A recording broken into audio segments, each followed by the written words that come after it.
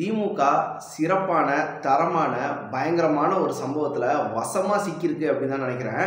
காரணம், கடந்த ஒரு மாத காலமாக பயங்கரமான திசை திருப்பல், பயங்கரமான சமாளிப்பு, பயங்கரமான உருட்டல்கள் அப்படின்னு தான் தமிழக அரசியல் களம் போய்கொண்டிருக்கிறது. திமுக இது வரைக்கும் பல நரேட்டிவ் செட் பண்ணியிருந்தாலும் திரும்பி திரும்பி அந்த தேஞ்சு போன ரெக்கார்டு மாதிரியே ஒழித்து கொண்டிருப்பது அப்படின்றது வசமாக சிக்கிட்டு பாயிண்ட் இல்லாமல் போயிட்டாங்க அப்படின்றது நல்லாவே தெரியுது. டெய்லி தர்பார் நேயர்கள் அனைவருக்கும் வணக்கம். நம்மளுடைய அரசியல் களத்தில் இன்றைக்கி வந்து பார்த்திங்கன்னா நம்மளுடைய அமைச்சர் தாமோ அன்பரசன் அவர்கள் ஒரு கருத்தை சொல்லியிருக்கிறாரு. திரும்ப திரும்ப திரும்ப அந்த டீலிமிட்டேஷன் அப்படின்ற ஒரு ப்ராசஸ்குள்ளேயே அவங்க வந்து சுற்றின்னு இருக்காங்க. சரி, ஒழிஞ்சு போங்க, நீங்கள் சுற்றுங்க, உங்களுடைய அரசியல் அப்படின்றத நம்ம விட்டுடலாம். காரணம், இல்லாத ஒரு விஷயத்த இருக்குதுன்னு சொல்லிடுறாங்க. பட் ஒரு கருத்தை என்ன மாதிரி வைக்கிறது அப்படின்ற ஒரு வரைமுறை இருக்குல்ல. ஒரு 2-3 நாள் முன்னாடி வந்து ஒரு வாரம் முன்னாடி வந்து தர்மேந்திர பிரதான் அவர்கள், மத்திய கல்வித்துறை அமைச்சர் அவர்கள், தீஸ் பீப்புள் ஆர் அன்சிவிலைஸ்ட் அப்படின்னு ஒரு வார்த்தையை சொல்லிட்டாரு. திமுகவுடைய எம்பிக்களை பார்த்து தான் அவங்க சொன்னாங்க, டிஎம்கேவை சொன்னாங்கன்னு வச்சுக்கோங்க. ஐயோ, தமிழர்களையே இவங்க இப்படி சொல்லிட்டாங்க அப்படின்ட்டு திசை திருப்ப பார்த்தாங்க. அவர் சிம்பிளாக சொல்லிட்டாரு, உங்களை வந்து ஹர்ட் பண்ணுற மாதிரி இருந்துச்சுன்னா நான் அதுக்கு வருத்தம் தெரிவிச்சுக்கிறேன் அப்படின்ட்டாரு. வருத்தம் எல்லாரும் தான் தெரிவிக்கிறாங்க. உடனே போச்சு, இவங்க காலில் விண்டாங்க அப்படி இப்படின்னு இவங்க ஒரு பிட்டு போட்டாங்க. சரி, வருத்தம் தெரிவிச்சிட்டாரு. அது திருப்பி ஏதாவது கிளறணுமே. அவர் அன்சிவிலைஸ்ட்னு சொல்லிட்டு போயிட்டாரு. நம்ம உண்மையிலே அன்சிவிலைஸ்ட்னு காமிக்கணுமே அப்படின்ற மாதிரி தான் இருந்துச்சு இவங்க பண்ணுறதெல்லாம் பார்த்தா. ஒரு கருத்து சொல்லியிருக்காரு, வட மாநிலத்தில் இருக்கிறவங்கெல்லாம் பன்றி குட்டிகள் போல் நிறைய குழந்தைங்களை பெற்று போட்டாங்க, அதனால தான் இப்போ வந்து டீலிமிட்டேஷன் நடக்குது அப்படின்ற மாதிரி ஒரு கருத்தை அந்த ரீதியில் சொல்லியிருக்காரு. இதெல்லாம் ஒரு கமெண்டா? இதை பார்க்குறவங்களோ கேட்குறவங்களோ உண்மையிலே இந்த பீப்புள் எல்லாம் அன்சிவிலைஸ்டுன்னு தானே நினைப்பாங்க. இது நம்மளுக்கே நம்மளுடைய தமிழன் என்று ஒரு இனம் உண்டு, தனியே அதற்கு ஒரு குணம் உண்டு அப்படின்றாங்களே. இது மாதிரி மற்ற மக்களை பார்த்து, சகோதர மக்களை பார்த்து, இந்திய திருநாட்டின் சகோதர சகோதரிகளை பார்த்து பன்றிக்குட்டி பெற்று போடுவது போல பண்ணுறது அப்படின்னு சொல்கிறது வந்து உண்மையால ஒரு அன்சிவிலைஸ்டு கருத்து மாதிரி இவங்களுக்கு தெரியலையா? நம்மளுக்கே வந்து அது சொல்கிறதுக்கு வந்து ரொம்ப வருத்தமாக இருக்கிறது. ஆனால் அமைச்சர் வாயிலிருந்து இப்படி வந்தது அப்படின்றது ஒரு தவறான விஷயம். சரி, அதுக்காக தான் டீலிமிட்டேஷன் பண்ணுறாங்க. இவங்கெல்லாம் பெற்று போட்டாங்க, அதனால நாங்கள் டீலிமிட்டேஷன் பண்ணுறோன்னு அப்படின்னு அரசு சொல்லியிருக்குதா? கிடையாது. இல்லை, இவங்க ஏதோ ஒரு ப்ரைவேட் ஏஜென்சி வச்சு பண்ணுறாங்களே, அவங்க வந்து இந்த காரணத்தால் மட்டும்தான் டீலிமிட்டேஷன் பண்ண போகிறதா சொல்கிறாங்களா? அதுவும் கிடையாது. யார் தான்ப்பா இந்த காரணத்தால் டீலிமிட்டேஷன் பண்ண போகிறாங்க அப்படின்னு சொன்னால் நம்மளுக்கும் தெரியல.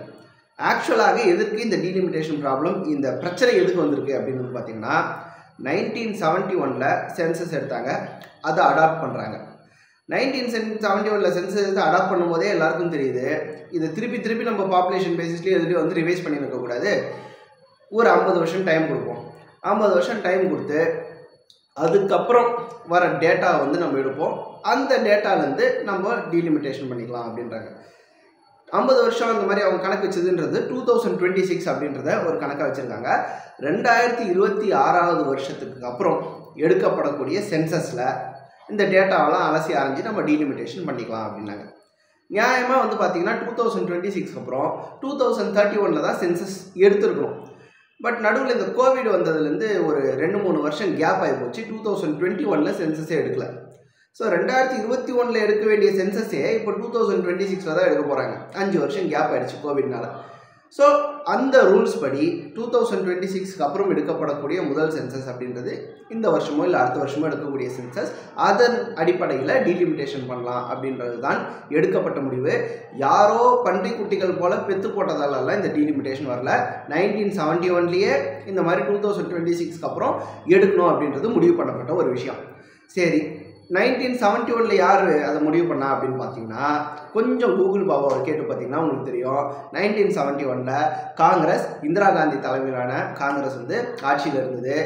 கலைஞர் கருணாநிதி அவர்களுடைய வழிகாட்டுதலின்படி இங்கே தமிழ்நாட்டில் திமுகவும் காங்கிரஸும் கூட்டணி அமைத்து போட்டியிட்டு வெற்றி பெற்று அவங்க தான் மத்தியில் வந்து ஆட்சியில் இருந்தாங்க அப்படின்றது ஒரு முக்கியமான ஒரு தகவல். எந்த காங்கிரஸை வீழ்த்த வேண்டும் அப்படின்ட்டு அறிஞர் அண்ணா அவர்கள் திமுகவை தொடங்கி காங்கிரஸை வீழ்த்தி காட்டினாரோ, அதே காங்கிரஸோட, நீங்கள் சொல்கிறாங்க பாருங்க மேலேருந்து வந்து நம்மளை ஆதிக்கம் செலுத்துகிறாங்கன்ட்டு, அதே காங்கிரஸோட கூட்டணியில் இருந்து அந்த கூட்டணி ஆட்சியில் தான் 2026 டீலிமிட்டேஷன் வரணும் அப்படின்ட்டு சொல்லியிருக்காங்க. இந்த வரலாற்று உண்மை அமைச்சர் தாமு அன்பரசன் அவர்களுக்கு தெரியவில்லையான்னு ஒரு கொஸ்டின் இருக்குது. அது தெரிஞ்சு தெரியாமல் அது மடைமாட்டுறாங்கன்னு கூட வச்சுக்கோங்க. பட் இது என்னென்னா இப்படி ஒரு பன்னிக்குட்டி மாதிரி பெற்று போடுறதுன்றதெல்லாம் ஒரு உண்மையான அன்சிவிலைஸ்டு ஒரு கருத்து மாதிரி தான் நம்மளுக்கு தெரியுது. அதற்கான ஒரு கண்டனம். சரி, ஓகே. இந்த ஒரு விஷயம் திருப்பி பார்த்தீங்கன்னா அப்படியே ஹிந்தி திருப்பி பக்கம் அப்படியே லைட்டாக உள்ள பார்க்குறாங்க. என்னென்னா இன்றைக்கி சன் நியூஸில் ஒரு ட்வீட் போட்டிருந்தாங்க. கர்நாடகாவில் பார்த்தீங்கன்னா 90,000 மாணவர்கள் ஹிந்தி தேர்வில் தோல்வி அடைஞ்சிட்டாங்களாம். அதனால் மும்மொழி கொள்கை இருக்கக்கூடிய கர்நாடகாவை பாருங்கள், ஹிந்திலேயே எத்தனை பேர் ஃபெயிலு. இவங்க அறிவுக்கும் இவங்க வளர்ச்சிக்கும் நிச்சயமாக ஹிந்தி யூஸ் ஆகாது அப்படின்ட்டு கல்வியாளர்களெல்லாம் கடுமையான கருத்துக்களை சொல்லியிருக்காங்களாம். சூப்பரான பாயிண்ட்டு. மும்மொழி கொள்கை அப்படின்னா அப்படியே மும்மொழி கொள்கை ஹிந்தியில் நிறைய பேர் ஃபெயிலு. அப்படியே மார்க் முதல் சந்து அப்படின்ற மாதிரி மும்மொழி கொள்கையையும் அப்படியே ஹிந்தியும் திணிச்சு 3வது மொழி ஹிந்தி தான் அப்படின்னு மனசில் பதிய வச்சிட்டாங்க. சக திராவிட மொழிகளான மலையாளம், கன்னடா, தெலுங்கு இதெல்லாம் கற்றுக் கொடுக்க மாட்டாங்கன்னு வச்சுக்கோங்க. இவங்க தமிழ்நாட்டு அரசுக்கே அதுக்கெல்லாம் இன்ட்ரெஸ்ட் இல்லை போல். சரி, அதையும் விட்டுருவோம். கர்நாடகா ஹிந்தி பேசாத மாநிலம், ஹிந்தி தாய்மொழியாக கொள்ளாத ஒரு மாநிலம். அங்கே வேற ஒரு மொழி 3வதாக ஒரு மொழியை படித்து 90,000 குழந்தைகள் ஃபெயில் ஆகிருக்கிறாங்க. அதுக்கு அப்படியே கல்வியாளர்களெல்லாம் கோவப்பட்டாங்க. நம்ம மாநிலத்தில் நம்மளுடைய தாய்மொழி தமிழில் 1 வருஷமோ 2 வருஷத்துக்கு முன்னாடியோ தமிழ்லேயே தாய்மொழியிலேயே கிட்டத்தட்ட 47,000 பேர் ஃபெயிலு அப்படின்றதுக்கு சன் டிவி அவ்வளோ பொங்குமா பொங்காதா அப்படின்றது நம்மளுக்கு தெரியல.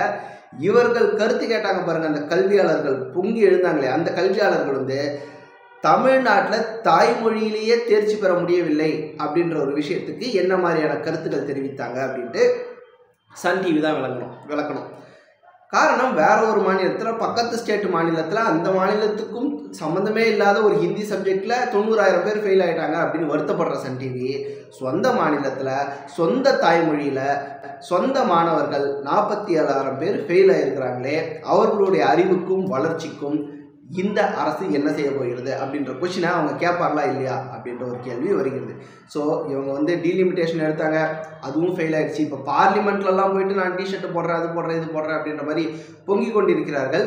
டீலிமிட்டேஷனுக்கு சம்மந்தமே இல்லாமல் சொல்கிறாங்க, ஹிந்தி திணிப்புன்னு சம்மந்தமே இல்லாமல் சொல்கிறாங்க. பதில் சொல்ல வேண்டியது எதுன்னா, டாஸ்மாகில் எக்ஸ்ட்ரா 10 ரூபாய் வாங்கி ஒரு பெரிய ஊழல் நடந்திருக்கு, 1000 கோடி ரூபாய் அளவுக்கு ஊழல் நடந்திருக்குன்னு ஒரு குற்றச்சாட்டு இருக்கு.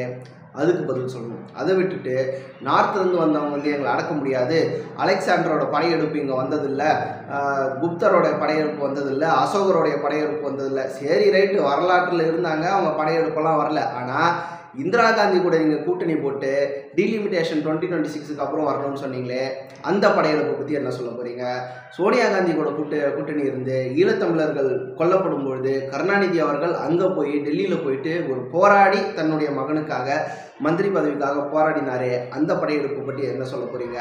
இந்திரா காந்தி கூட கூட்டணியில் இருந்து கொண்டு கச்சத்தீவை தாரை வார்க்கும்போது வேடிக்கை பார்த்து கொண்டிருந்தீர்களே, தமிழ்நாட்டில் மாநில அரசுக்கு இவ்வளவுதான் அதிகாரம்னு தெரிந்து கொண்டும் அந்த படையெடுப்புனே அதை தாராளமாக சொல்லலாம். அந்த சமயத்தில் அமைதி காத்து ஒரு தீர்மானம் மட்டும் போட்டு உப்புக்கு சப்பாவது பண்ணீங்களே, அதை பற்றி என்ன கூற போகிறீர்கள்? ஈழப்போர் உச்சத்தில் இருந்த சமயத்தில் ஒரு உண்ணாவிரதம் அப்படின்னு சொல்லிட்டு மெரினா பீச்சில் இருந்தீங்களே, அந்த மாதிரி விஷயத்துக்கெல்லாம் என்ன பதில் சொல்ல போறீங்க? தமிழகத்தின் உரிமைகள் தாரை வார்க்கப்பட்ட போது, அது முக்கியமாக மேகதாது பிரச்சனையை பற்றி பக்கத்து மாநில நீர்வளத்துறை அமைச்சர் துணை முதல்வரோட பேச போகிறோமா அப்படின்னு கேட்டால் அது எங்களுக்கு முக்கியம் இல்லை, சீட்டு பேரம் தான் முக்கியம்னு சொன்னீங்களே, இதை பற்றியெல்லாம் தயவுசெய்து பதில் கூறுங்கள். மற்ற விஷயங்கள் ஒதுங்கி இருக்கட்டும். காரணம், தமிழகத்தின் அடிப்படை பிரச்சனையான குடிநீரிலும் பிரச்சனையாக இருக்கிறது, முக்கியமாக கல்வியிலும் பிரச்சனையாக இருக்கிறது. நாகரிகமற்றவர்கள் அப்படின்னு அவங்க சொன்னாங்க. ஆனால் நம்ம அந்த அளவுக்கு நடந்துக்கிறோமா இல்லையா அப்படின்றதையும் நான் ஒரு கேள்வியாக முன்வைக்க விரும்புகிறேன். அமைச்சர் தாமு அன்பரசன் அவர்கள் கூறியதை பற்றி உங்களுடைய கருத்து என்ன அப்படின்றத கமெண்ட் பாக்ஸில் மென்ஷன் பண்ணுங்கள். அதே மாதிரி திமுக எவ்வளவுதான் டைவர்ட் பண்ணாலும் இது மக்கள் மத்தியில் எடுபடும்னு நினைக்கிறீங்களா இல்லையா அப்படின்றதையும் கமெண்ட் பாக்ஸில் மென்ஷன் பண்ணுங்கள். மீண்டும் இன்னொரு வீடியோவில் சந்திப்போம். நன்றி.